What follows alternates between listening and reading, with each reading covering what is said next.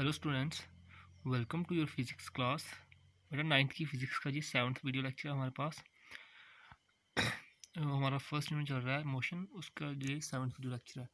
इस video lecture में हम वेलोसिटी टाइम ग्राफ को पढ़ेंगे।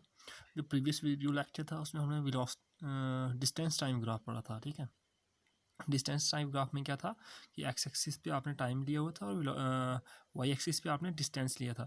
लेकिन इसमें क्या करेंगे अब लोग हम इसमें हम एक्स एक्सिस पे टाइम लेंगे हम एक्स एक्सिस पे और वेलोसिटी लेंगे वाई एक्सिस पे। ठीक है, in this case graph v means velocity, v is taken on y axis means velocity जो y axis पे लेंगे and time and t is taken on x axis, t means time हम x axis पे लेंगे और velocity y axis पे लेंगे। ठीक है, केस 1 होगा कि जब आपकी वेलोसिटी कांस्टेंट होगी।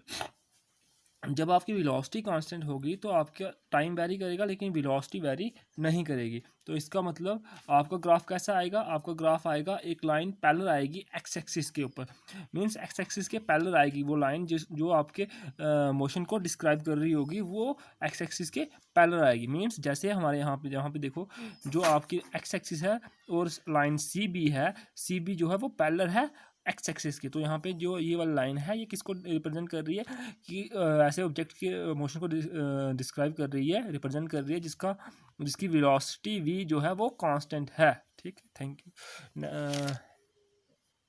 इसके बाद हम करेंगे थोड़ा इसके ग्राफ के बारे में पढ़ लेते हैं थोड़ा बहुत जो किया हुआ है।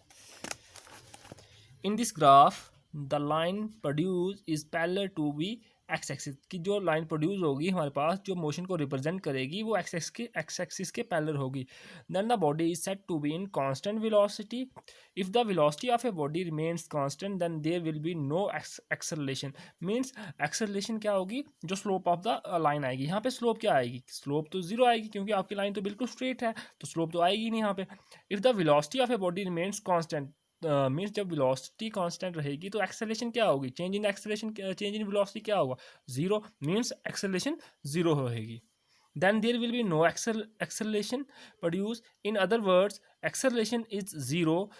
In this graph a line parallel to x axis is obtained। कि यहाँ पे हम कैसे लाइन ग्राफ करेंगे, ऑब्टेन करेंगे, वो x axis के पैरेलल आएगी।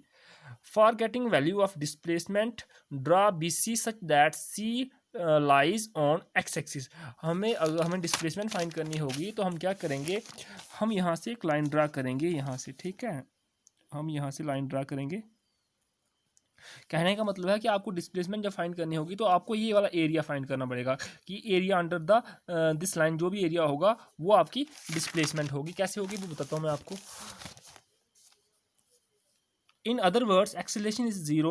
In this graph, a line parallel to x-axis is obtained. For getting value of displacement, draw BC such that C lies on x-axis. The area under the line AB and BC gives the value of displacement. कैसे देगा displacement की value, देखो यहाँ पे ये वाली line जो है ये किसको रिप्रेजेंट कर रही है, ये टाइम को रिप्रेजेंट कर रही है।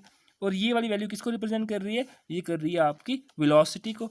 वेलोसिटी इनटू टाइम करें तो क्या आएगा, वेलोसिटी होती है आपकी displacement upon time into time, कितना होगा, टाइम कैंसिल, तो आपके पास इक्वल टू डिस्प्लेसमेंट आएगी। मीन्स कैसे होगी आपके पास BC gives the value of displacement, sorry the area under the line AB and BC gives the value of displacement. कैसे होगा, देखो AB आपके पास वेलोसिटी, BC आपके पास टाइम, तो AB इंटू BC क्या आएगा, डिस्प्लेसमेंट। तो velocity into time equal to displacement. Displacement कैसे फाइंड करोगे आप, मल्टीप्लाई करोगे, मीन्स आप एरिया फाइंड करोगे दोनों का। ठीक है, जब यूनिफॉर्म होगी तब आपका ग्राफ कैसा, यूनिफॉर्म वेलोसिटी होगी तब आपका ग्राफ कैसा होगा, तब आपका ग्राफ कुछ इस तरह से आएगा। कैसे होगा, when velocity changes uniformly a straight line containing slopes obtain। क्या होगा कि आपके पास एक स्ट्रेट लाइन आएगी जो स्लोप्स को कंटेन करेगी, मीन्स उसमें कुछ स्लोप होगी। ये uniform acceleration is produce. Uniform acceleration क्यों प्रोड्यूस होगी, क्योंकि आपकी जो वेलोसिटी है वो यूनिफॉर्मली चेंज करेगी। जो चेंज इन वेलोसिटी आएगा वो यूनिफॉर्म आएगा, मीन्स हर इंटरवल में इक्वल इक्वल आता जाएगा जितनी जितनी चेंज आ रही होगी, तो यूनिफॉर्म एक्सेलरेशन होगी यहाँ पे। In this case it is obtain bye acceleration कैसे होगी, change in velocity upon time.